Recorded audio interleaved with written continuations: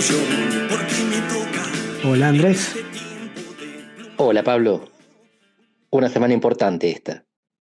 estamos grabando martes 7 de abril a las 14:20 horas de Buenos Aires. No sabemos si a la noche se viene el fin del mundo o el fin de no sé qué civilización, según Trump. Exacto. Pero bueno, Hoy hay ese plazo fundamental para saber si sobrevive la civilización enfrentada con el hiperpresidente. Y el domingo que viene hay elecciones clave en Perú, elige presidente, y en Hungría, que elige el parlamento que definirá al próximo primer ministro. Puede perder las elecciones Víctor Orbán, amigo de Trump y de Putin. Así que te propongo que hablemos de cuestiones interesantes, importantes. La pobreza en Argentina. Porque de esas que vienen esta noche o el domingo vamos a hablar el próximo lunes. dale. La semana pasada se conoció el dato de pobreza del segundo semestre de 2025, así que si querés podemos charlar un poco sobre eso, sobre qué nos dicen los datos, qué significa. Pero antes te quería comentar un par de preguntas o comentarios que nos hicieron con respecto al episodio pasado, que fue sobre Europa. El problema no es la inmigración, sino la integración. Eso fue lo que habías dicho vos, y el usuario este nos dice que la inmigración siempre es un drama para el que se queda, para el que se va y para el que la recibe.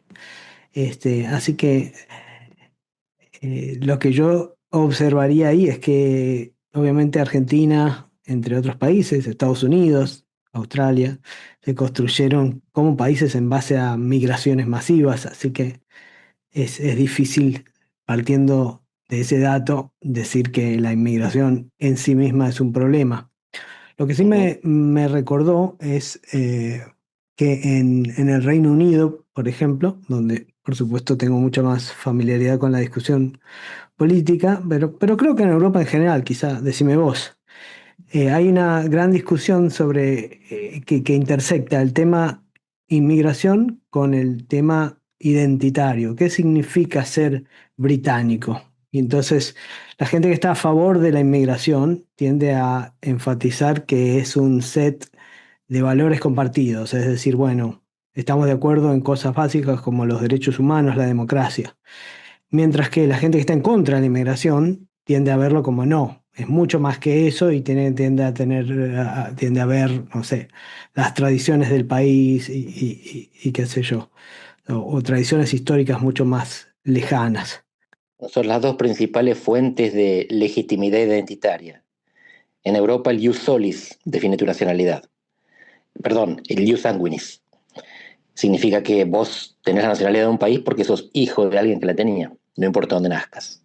El ius solis, la ley del suelo, del territorio, es la que determina la nacionalidad en los países nuevos. En las naciones nuevas, por ejemplo, las americanas, tanto Argentina como Estados Unidos. El que nace en el territorio es un nacional de ese país. Y por eso las distinciones, como vos decías, son por un lado étnicas, sobre todo en Europa, o institucionales, como en Estados Unidos, donde se habla de patriotismo constitucional. Para ser un patriota hay que venerar la Constitución, no la sangre. En parte esto tiene que ver con que en Europa las dinastías constituyeron durante mucho tiempo las identidades nacionales. Fueron los monarcas los que crearon los estados. Mientras que Estados Unidos se construyó, y después América Latina también, por oposición a los monarcas, contra la monarquía, con la excepción de Brasil, que se fue transformando lentamente de monarquía en imperio y después de imperio revolucionariamente en república. Pero esta es la visión macro. La visión micro es que difícilmente sea negativa para todos la inmigración o la migración cuando es una decisión tomada de manera formalmente libre. Uno puede decir, claro, formalmente, como el trabajo. El trabajo no es esclavitud, pero si uno pudiera no trabajaría. En realidad hay mucha gente que cree que trabajar es bueno y no podría vivir sin hacerlo, pero en todo caso, por eso agregamos formalmente libre, como decía Weber. La inmigración también, si hay gente que toma la decisión de ir a vivir a otro país, ¿quién somos nosotros para decir que esa persona se está perjudicando? Pero la última, más macro todavía, volviendo a la anterior. Si no existieran las migraciones, el ser humano nunca habría salido de África. Así que para conquistar el mundo y ahora otros planetas, la movilidad es fundamental. Muy bien. Y otro comentario que nos hicieron era sobre el porcentaje de la migración. Nosotros dijimos que que aún con las tendencias demográficas actuales, los musulmanes continuarán siendo una minoría bastante pequeña. Sin embargo, creo que vale la pena decir que aún una minoría puede tener un impacto electoral. Y eso sí lo hemos visto. Por lo menos en el Reino Unido lo hemos visto, que hay circunscripciones donde tiene un impacto electoral, porque al final mueve la población ahí es importante y y mueve la aguja de un partido en particular que tiende a ganar, que en el caso del Reino Unido es el laborismo, pero no hace falta recurrir al tema religioso para entender que una minoría puede tener un impacto electoral muy grande. Cuando, por ejemplo, pensamos el tema Brexit, también tenías una minoría, un partido que nunca llegó a sacar ningún escaño en el Parlamento y sin embargo logró correr la discusión tanto como para forzar al gobierno conservador de David Cameron a llamar al referéndum. Entonces, me parece que ahí no hay que menospreciar quizás el impacto político. 100%. Y de hecho lo que estamos comentando ahora del plazo que vence esta noche para saber si arrasan una civilización, es una decisión de los Estados Unidos que muchos analistas piensan fue condicionada por lo que se llama el lobby de Israel. Y no estamos aquí haciendo antisemitismo. El lobby de Israel es algo que existe, son grupos poderosos que financian la política en los Estados Unidos y que orientan las decisiones de un montón de gente que fue financiada por ellos para defender un Estado aliado de los Estados Unidos, no enemigo de los Estados Unidos. Y Stephen Walt y John Mearsheimer, dos de los principales internacionalistas norteamericanos, escribieron un libro al respecto, muy bueno y muy controvertido, hace casi 2 décadas. Así que sí, los musulmanes, cuando se organizan, tienen algún impacto, y los judíos también, y los armenios, y los palestinos, si eventualmente lo consiguieran. Pero también los argentinos. El poder de las diásporas, y creo que esto lo mencionamos, es muy importante. Y Argentina fue constituida también por esto, por las comunidades, por las asociaciones étnicas. Franceses, españoles, italianos, libaneses. Y lo bien que está, porque una sociedad con múltiples identidades lo que necesita es hacerlas interactuar pacíficamente, electoralmente, en democracia. Así que los que se asustan porque las comunidades étnicas tengan participación electoral o influencia política, no están viendo cómo se construyeron nuestros países. Muy bien. Volvamos entonces a la A la Argentina. pobreza. Tal. ¿Tenemos menos pobres que Alemania? Tenemos menos pobres que el semestre anterior. Buen comienzo. Sí, a ¿Cómo es ver, eso? ¿cómo es? El dato que salió es de alrededor de 28%, pero quizá vale la pena recordar, hicimos otro episodio hace tiempo hablando del tema pobreza, quizá vale la pena recordar un par de cosas. Primero que la forma de medir la pobreza por ingreso es trazar una línea arbitraria, totalmente arbitraria, y decimos el que cae arriba de esta línea le llamamos no es pobre, el que cae abajo sí es pobre. Y dentro de ese nivel de arbitrariedad hay arbitrariedades metodológicas también que son importantes. Creo que te había comentado en su momento. En el caso de Argentina, el tema de la vivienda es una arbitrariedad importante. ¿Qué quiere decir con esto? Que si vos ganás un poquito más de la línea de pobreza, pero alquilás, te considerás no pobre. Si vos ganás un poquito menos de la línea de pobreza, pero no alquilás, sos pobre. Sin embargo, comparás esas dos personas que están muy cerca en ingreso monetario, probablemente es probable que la persona que alquila tenga una peor calidad de vida, porque generalmente las personas que alquilan gastan una porción muy grande de su ingreso en eso. Así que eso para ponerle un poco de dónde estamos. La vara que tenemos en Argentina, como vos sabés, es exigente. Es una vara que comparada con los países de la región le pedimos mucho más. Decimos que alguien tiene que tener acceso a muchas más cosas en términos de ingreso para considerarse no pobre, ¿sí? Eh, Usando esa vara arbitraria, entonces decimos que 28% de las personas en Argentina no eran pobres en el segundo semestre de 2025, es decir, los datos vienen con un montón de demora. Recién ahora estamos hablando de qué pasó en el semestre que hubo elecciones. Pablo, ¿cómo se hacen las comparaciones internacionales? ¿Se aceptan los datos nacionales o se los homogeneiza de alguna manera? Se los homogeneiza, se trata de tomar una vara única. Por supuesto que hay distintos organismos tomando la medida de los ingresos y puede haber diferencias metodológicas que a veces son insalvables, pero la idea a nivel internacional es tomar una vara, que la más famosa es las varas que tiene el Banco Mundial, de X dólares de igualdad de poder adquisitivo por día, y tratar de comparar a todos en eso. Entonces tenés una serie de temas ahí metodológicos más, no solo cómo se recolectó la información, qué le preguntaste a la persona, sino además cómo convertís eso en moneda equivalente de poder adquisitivo, que ya en sí mismo es un tópico complicado, digamos. Pero volviendo al tema de Argentina, la gran pregunta, creo que había dos preguntas. Una, ¿por qué? ¿Por qué bajó la pobreza tanto? ¿Sí? Y la segunda más conectada es esta de cierta disonancia cognitiva entre alguna narrativa que está instalada en los medios de el mundo se viene abajo, todo está mal, versus los números de pobreza que dan bien. ¿Le estás echando la culpa a los medios o entendí mal? No sé si los medios, la oposición, parte y parte. O la intuición quizás, pero me imagino que mucho de esto deriva de que el sentido común nacional se constituye en el área metropolitana de Buenos Aires, donde sabemos que hay hechos, que hay datos inferiores a otros lados del país y además donde sabemos que hay percepciones peores que en el resto del país.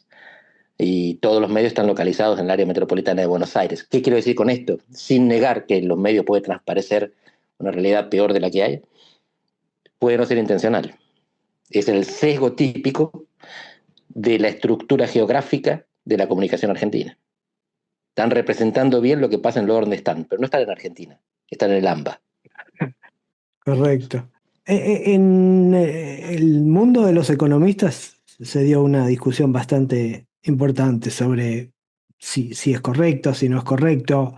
Si el dato es correcto, entonces estás en un nivel de pobreza mucho menor que al principio del gobierno. Entonces, me parece que hay un foco político, porque de alguna manera implica discutir sobre qué tan bien le ha ido al gobierno, ¿sí? Qué tan bien ha hecho el gobierno o qué tan bien está funcionando este, entre comillas, modelo económico. Eh, la explicación básica, a ver, la pobreza también en base a ir y preguntarle a la gente cuáles fueron sus ingresos. Se llama la encuesta permanente de hogares, ¿sí? Y lo que te da la encuesta permanente de hogares es que viene aumentando mucho más los ingresos informales que los ingresos formales de la economía. Viene abriéndose una brecha, digamos, entre los registros formales de la economía y lo que la gente dice. Entonces, una gran discusión ha sido, bueno, ¿y eso por qué es? ¿Eso es verdad? Parte debería explicarse por que la AUH, es decir, el ingreso adicional que el gobierno le paga a los hogares más pobres, es la única partida de presupuesto que ha crecido en términos reales, o sea, más que duplicado, casi triplicado en términos reales. Entonces, hay un nivel de ingresos que sabemos y que afecta específicamente a la gente que está en la parte más pobre de la distribución, sabemos que creció muchísimo en términos reales. Déjame que te proponga un panorama. Las razones del descenso de la pobreza entiendo que las podemos dividir en tres grupos específicos para el caso argentino. El primero acabas de mencionar, la AUH aumentó por encima de la inflación, así que los más pobres están contenidos. La segunda es economía informal, también la mencionaste. El gran boom de consumo en Argentina se da en las motitos. La gente se compra una moto y sale a repartir. Es solo un ejemplo, pero un ejemplo significativo de cómo está cambiando la naturaleza del trabajo y te permite tener un ingreso cuando no tenés un empleo formal. Y finalmente, la reducción de la pobreza, perdón, de la inflación. La reducción de la inflación reduce la pobreza. Te quería preguntar cuál es el peso de cada uno de estos tres mecanismos. A ver, la reducción de inflación, en principio, la parte más importante ahí es que las cosas que las cosas que se utilizan para medir la pobreza aumentó menos que la inflación en general. Hay cosas que también se miden en la inflación, por ejemplo, servicios, que algunos servicios que no entran en la canasta de pobreza y en general la canasta que se utiliza ha aumentado menos que la inflación en general, de manera que ya por ahí tenés un elemento de reducción. Otra cosa de lo que vos dijiste de los salarios informales, parte la EPH, una de las cosas que sale es que la gente viene trabajando más horas. O sea, te dicen, tengo más ingresos, pero también en promedio vienen trabajando algunas horas más por semana. Así que no es sorprendente, digo, si estás pensando en el individuo de la motito. Una discusión que se instaló eh, es precisamente sobre si la gente reporta bien o no. Hay algunas personas que piensan que cuando hay más inflación, la gente reporta peor, subdeclara sus ingresos más que cuando hay menos inflación. Es un argumento, hay un paper que sacaron la gente del CEDLAS, o sea, el Centro de Estudios Sociales, Laborales, ellos se especializan en estudiar el tema este de pobreza, distribución, etcétera, y ellos ahí tratan de argumentar que hay un montón de subdeclaración. ¿Y a qué se debe? ¿La gente se equivoca? El argumento es que cuando hay más inflación tenés menos idea, sobre todo en el sector informal, de cuánto realmente ganaste. Eh, es medio, digamos, es dudoso. Es una hipótesis. Correcto. Y de hecho ellos miden eso a lo largo del tiempo y tampoco es que los datos calzan perfectamente, pero ellos reconstruyen una serie suponiendo que hubiera subdeclaración, más subdeclaración cuando hay más inflación y entonces yo creo que a mí lo que más me sorprendió es que incluso usando eso, que es prácticamente decir, digo, voy a simplificarlo acá, pero es prácticamente decir, cuando estaba Massa había 10% de inflación mensual, la gente subdeclaraba, realmente ganaba mucho más y ahora la gente se acuerda bien de cuánto ganó porque hay menos inflación, incluso tomando eso, da que la pobreza bajó, solo que da menos que lo que dice el INDEC, pero al final del día me parece que el dato insoslayable es que la pobreza bajó, relativo a donde empezó el gobierno. Después podemos ver cómo bajó en el territorio o cómo bajó en contraste con una serie histórica mucho mayor. 28% usando la metodología vieja o la misma metodología que se usó en los últimos 10 años. Sigue siendo uno de los mejores números que tengamos registro. Y lo más importante es que no haya disputa acerca de la manipulación. Más allá de que a alguna gente estos números le causen sospecha, en general no se debe a que sospechen de la intervención del gobierno. Pueden pensar que el mecanismo es tan anacrónico, que estamos midiendo cosas que no corresponden, pero hasta ahora, más allá de las sospechas, a partir de la renuncia o despido de Marco Lavagna al INDEC, no se generaron tantas dudas o cuestionamientos como cuando fue intervenido hace 2 décadas el INDEC. Así que en ese aspecto hubo progreso. Hoy los números, si no son confiables, no es porque se piensa que el gobierno lo está falseando, aunque le convengan. No, no, de ninguna manera. Por lo menos por ahora eso no está de ninguna manera en la discusión. Una de las cosas que yo sí hice fue tomar la medición de pobreza por región y mirar el promedio de los últimos 10 años en cada uno de los aglomerados urbanos que mide el INDEC y comparar el dato que les da ahora en el segundo semestre 25 contra el dato histórico, el promedio histórico, Y de ahí una de las cosas que surge es que algunos de los lugares que tienen menos pobreza en comparación con el promedio histórico son, por ejemplo, Córdoba, Rosario, Río Cuarto, ¿sí? Lugares de, digamos, la pampa húmeda. Neuquén, por supuesto, como esperaríamos. Em, Tucumán, por alguna razón que no alcanzo a discernir.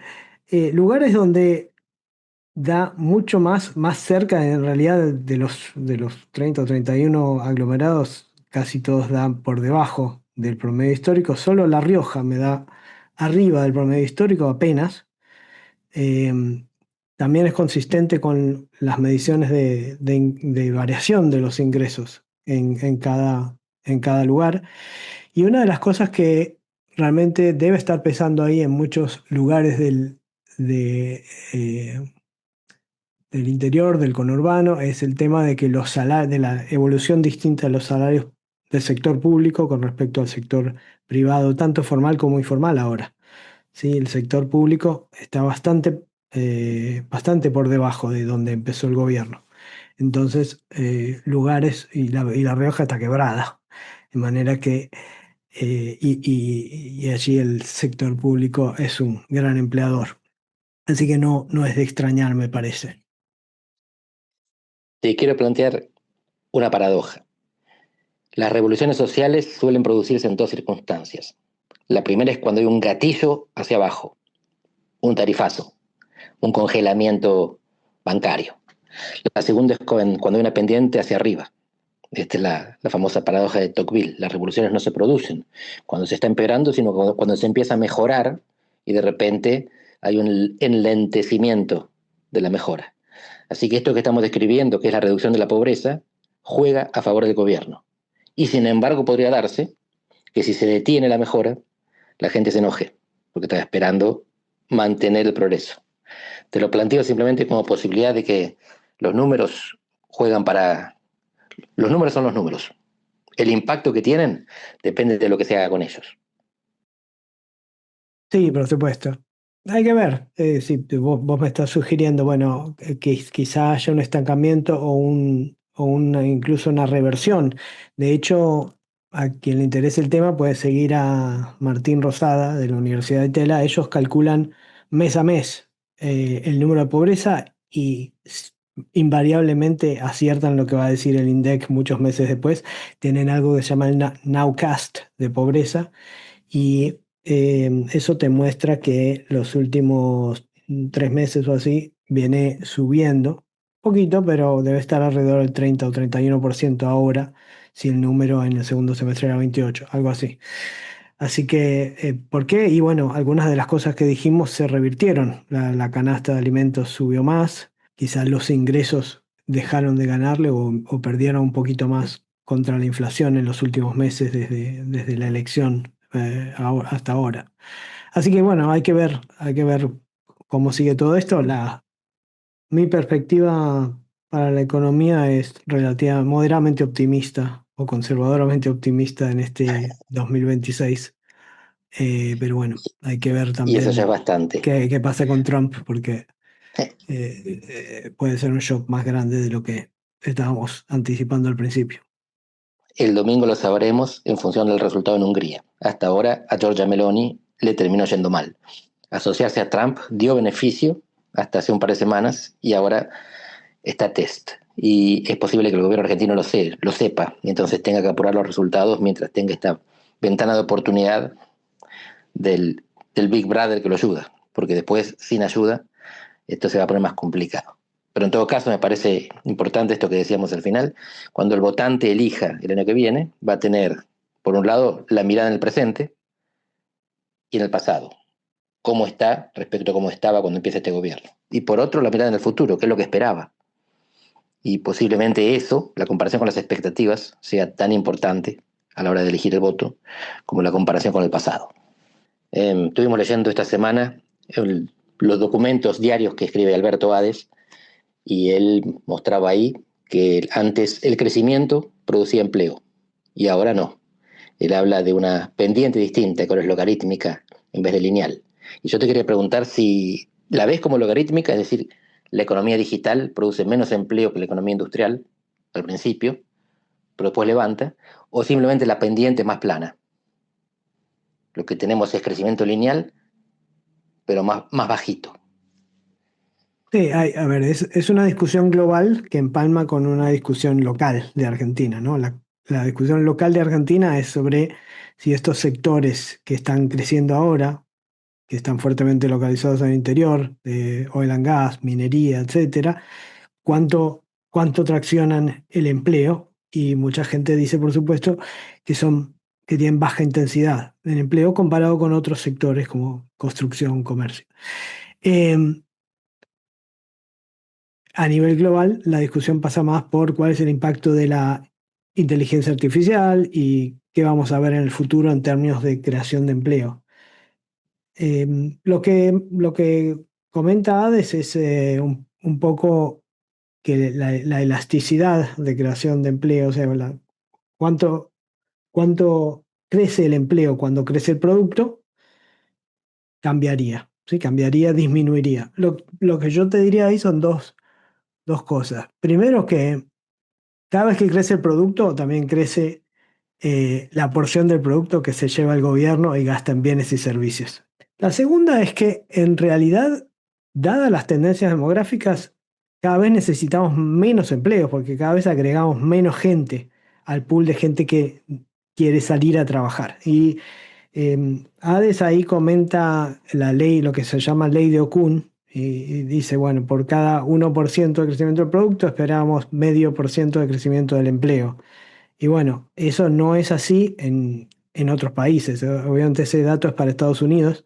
En otros países, y acá te traigo Japón, es mucho menos elástico, ¿sí? Entonces en Japón, por cada 1% de producto, tenés hoy en día 0,1, 0,2% de creación de puestos de trabajo. Y en parte porque Japón está adelantado en términos demográficos al resto del mundo y hay menos gente. Cada vez hay menos gente entrando y en realidad hay más gente saliendo, jubilándose, que entrando al mercado laboral. Y eso hoy en día parece ser el destino para todos. Así que quizás necesitamos más inteligencia artificial eh, y no más puestos de trabajo.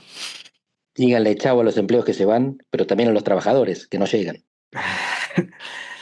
Bien, vamos a ver si la semana que viene tenemos temas de geopolítica, pero esto de empleo, pobreza y la comparación de Argentina con el mundo va a seguir siendo importante cuanto más cerca estemos de las elecciones. Te mando un abrazo, Andrés. Otro para vos, Pablo.